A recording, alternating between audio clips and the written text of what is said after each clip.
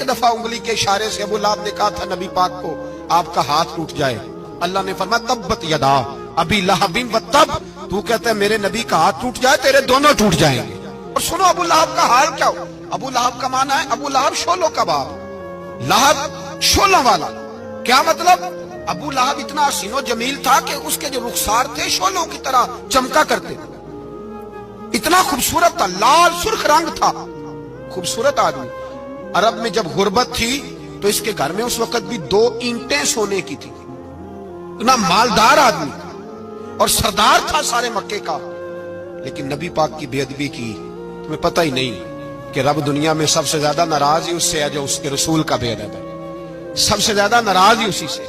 अबू लहब ना गया बदर के मौके पर, डर गया, कहने लगा मैंने नहीं जाना, मक्के में रह गया, ना गया जिहाद के लिए, मुसलमानों के खिलाफ ना निकला।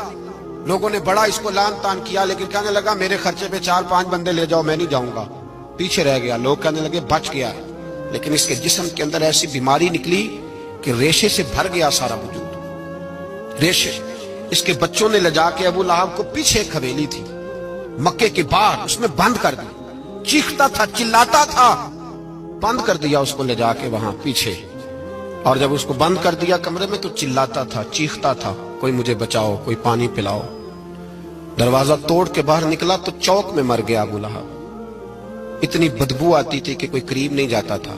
चौक में लाश पड़ी थी। यह है मैयत किसी बेअदब की, मुंह दिखाने के काबिल नहीं, उनके दुश्मन पे लानत खुदा की, रहम पाने के काबिल नहीं है।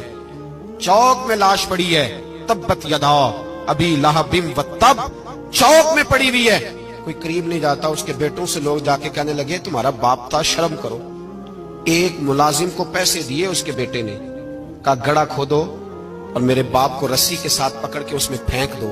एक गड़ा खोदा मक्के की गली में और रस्सी के साथ पकड़कर, रस्सी के साथ बांध कर उसकी टांग को घसीट कर उस गड़े में डाल दिया, ऊपर से मिट्टी डाल दी, बदबू का वो ढेर बंद कर दिया। अबू लहब मक्के का सरदार था, पर जाने कहां मरदूद दफन है।